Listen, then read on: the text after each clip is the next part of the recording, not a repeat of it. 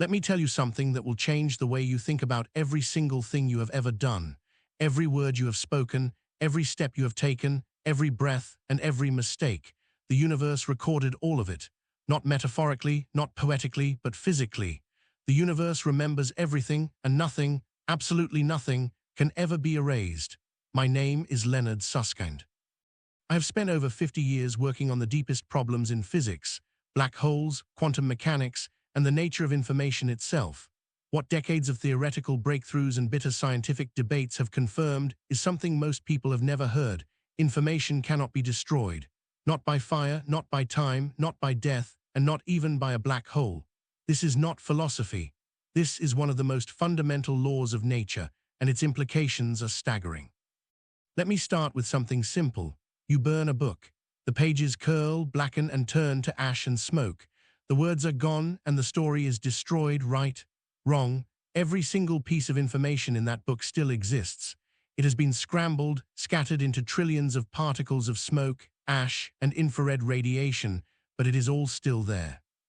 In principle, if you could track every single molecule of smoke, every photon of heat radiation, and every ash particle, and if you could reverse their motions perfectly, you could reconstruct the book.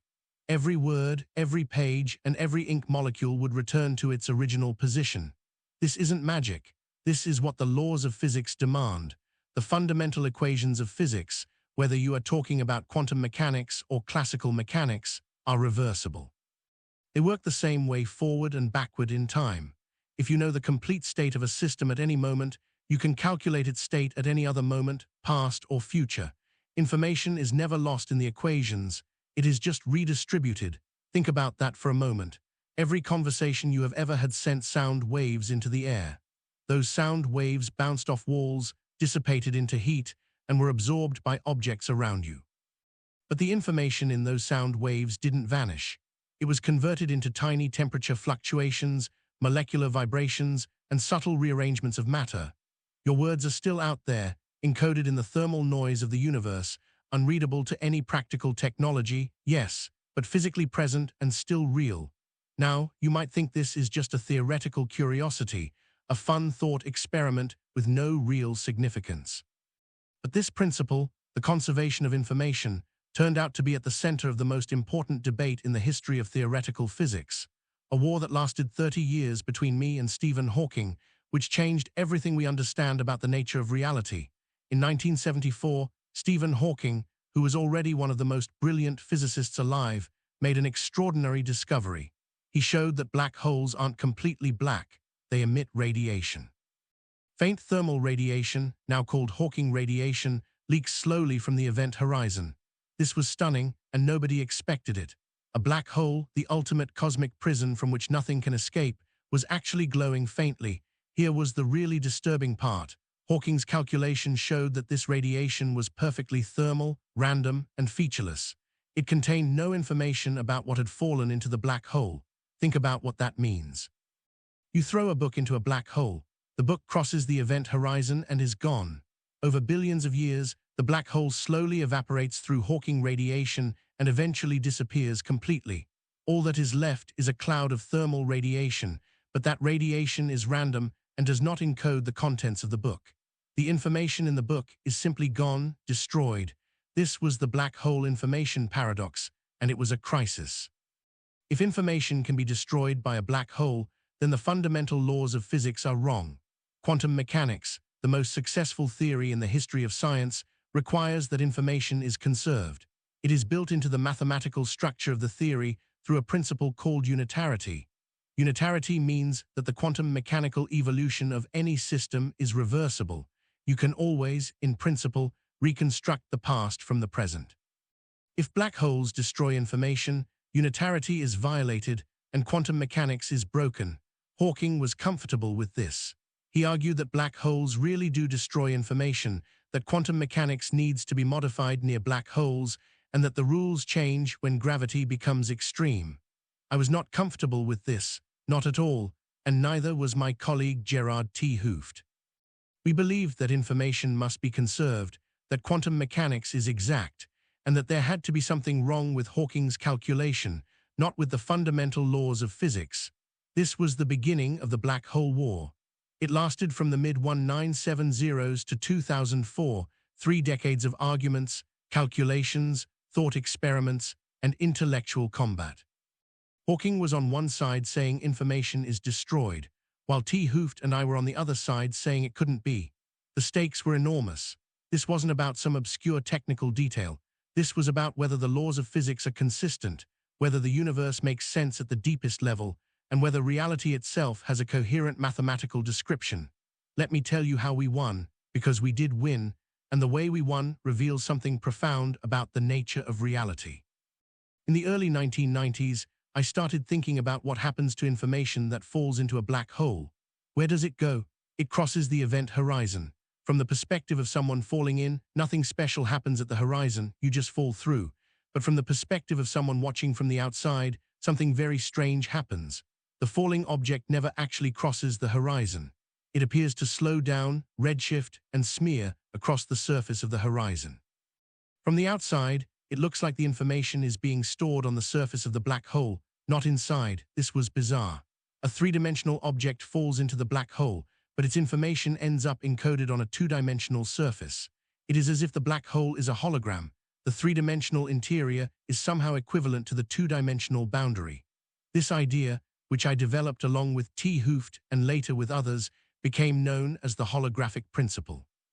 It states that all the information contained in a volume of space can be described by a theory that lives on the boundary of that space. The interior is redundant. Everything that happens inside is encoded on the surface. The holographic principle was radical and crazy sounding, but it had a precise mathematical realization. In 1997, physicist Juan Maldacena, building on ideas from string theory, proved something remarkable. He showed that a specific theory of gravity in a five-dimensional space is exactly equivalent to a quantum field theory, a theory without gravity living on the four-dimensional boundary. This was the AD-SCFT correspondence, and it was a game-changer because the boundary theory is a perfectly ordinary quantum theory. It obeys unitarity, meaning information is conserved. Since the boundary theory is exactly equivalent to the gravitational theory in the interior, information must be conserved in the gravitational theory, too. Black holes cannot destroy information. The information comes out in the Hawking radiation. It is incredibly scrambled and encrypted beyond any practical ability to decode, but it is there. The universe keeps a perfect record. In 2004, after years of mounting evidence, Hawking conceded. He gave a famous lecture in Dublin where he admitted he was wrong. Information is not destroyed by black holes. Quantum mechanics is exact, unitarity holds, and the universe remembers. This matters far beyond black holes because the conservation of information is not just a rule about cosmic anomalies. It is a fundamental law of nature that applies everywhere, to everything, and to you. Your body right now is a specific arrangement of roughly 7 octillion atoms. That arrangement encodes information, an enormous amount of information. The structure of your DNA, the connections in your brain, the pattern of your fingerprints, and the specific configuration of every cell, protein, and molecule is all information. The laws of physics state that this information cannot be destroyed. When you die, your body decomposes, atoms scatter, and molecules break apart. But the information, the complete quantum mechanical description of every particle that was you, does not vanish. It disperses. It gets scrambled into the environment, becoming part of the soil, the air, the water, and the radiation field, but it is still there. In principle, with a godlike ability to track every particle, you could reconstruct the complete quantum state of a person who lived 1,000 years ago. The information still exists. It has just been redistributed across the universe. I need to be careful here because I don't want you to misunderstand what I am saying. I'm not saying we can actually recover this information. We cannot. The scrambling is so thorough, complex, and entangled with the rest of the universe that no conceivable technology could ever decode it. This is a matter of practical impossibility, not fundamental impossibility. The distinction matters enormously. Practicable impossibility means we will never do it, while fundamental impossibility means the laws of physics forbid it. Information destruction is fundamentally impossible, whereas information recovery is practically impossible. The universe remembers, we just cannot read its memory. This principle has implications that go far beyond individual books, bodies, or black holes. It tells us something deep about the structure of reality itself. Think about the entire universe. Every event that has ever happened, every star that has formed and exploded, every galaxy that has collided, every photon that has been emitted and absorbed, and every quantum interaction between every particle since the Big Bang still exists as information. The universe is its own perfect record. Nothing has been lost, and nothing can be lost. The Big Bang was a specific initial quantum state of the universe. From that state, the universe has evolved according to the laws of physics unitarily and reversibly. The current state of the universe encodes its complete history. Everything that has ever happened is written in the current arrangement of matter, energy, and fields. You just need to know how to read it. The light from distant galaxies carries information about events billions of years ago. The cosmic microwave background radiation carries information about the universe when it was only 380,000 years old.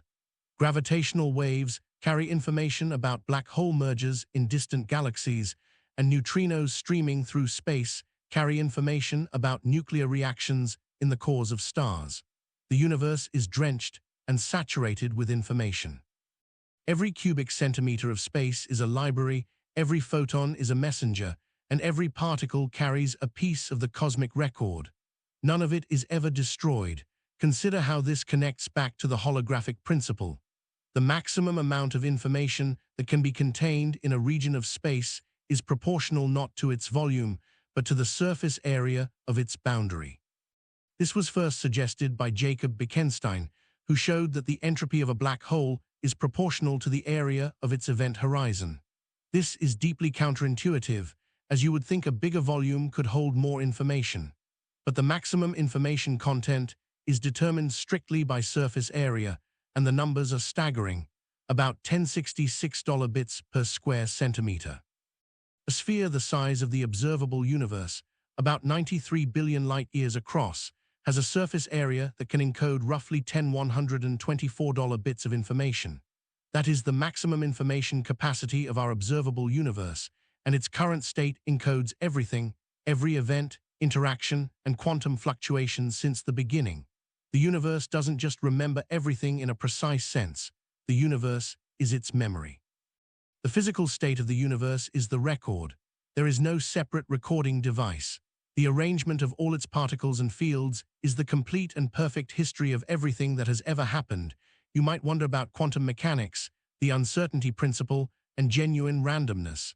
Doesn't the collapse of the wave function destroy information?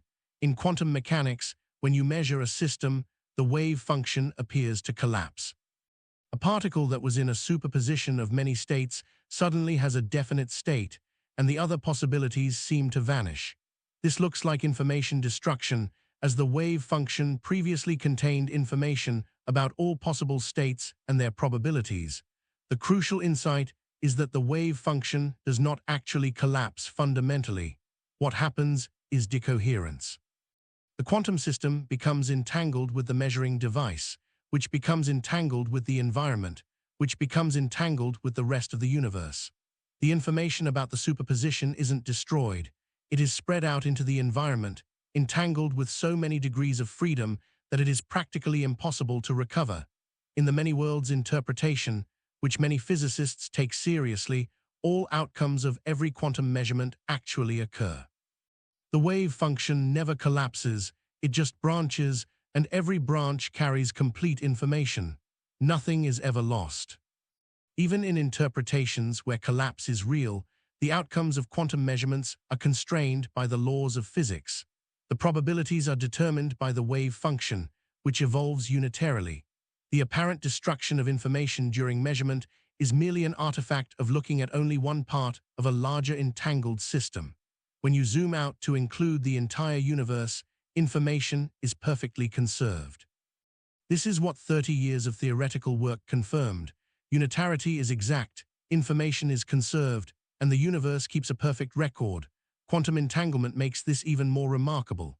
When two particles become entangled, measuring one instantly affects the other, no matter how far apart they are, what Einstein called spooky action at a distance.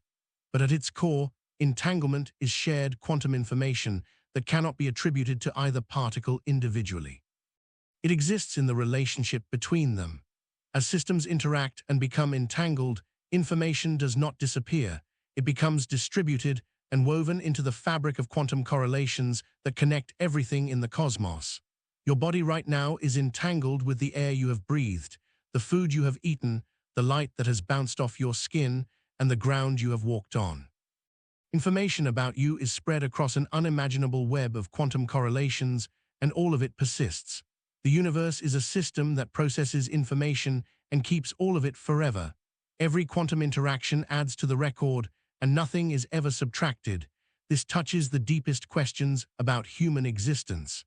Every person who has ever lived left an indelible mark on the quantum state of the universe. Every breath changed the distribution of molecules in the atmosphere. Every step changed the configuration of the ground. Every spoken word sent sound waves into the air that eventually thermalized but never truly vanished.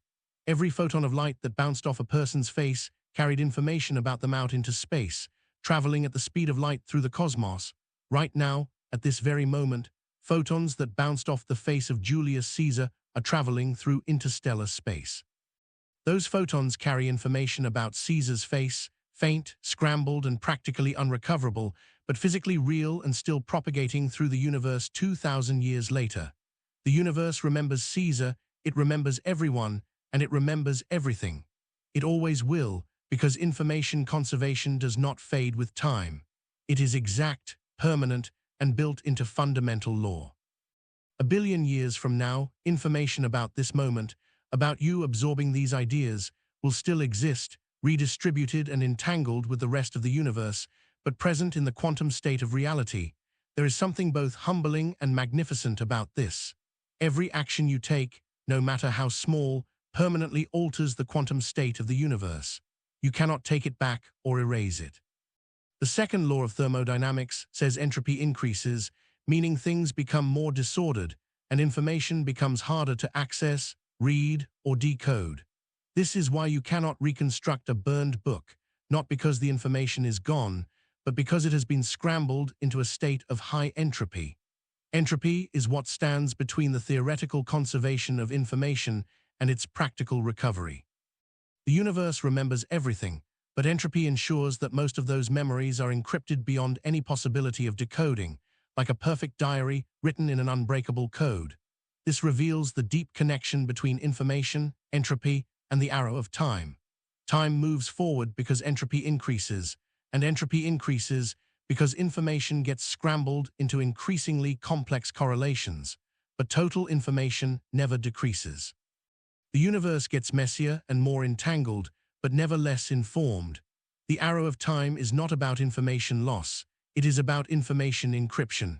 The past isn't forgotten, it is hidden and locked away in correlations so complex that no finite being could ever decode them, yet the fundamental equations know the past perfectly.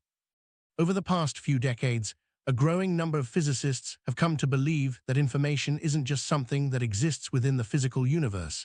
Information might be what the universe is made of. John Archibald Wheeler coined the phrase, "it from bit," the idea that every physical quantity, particle, force, and element of spacetime derives its existence from binary choices of information.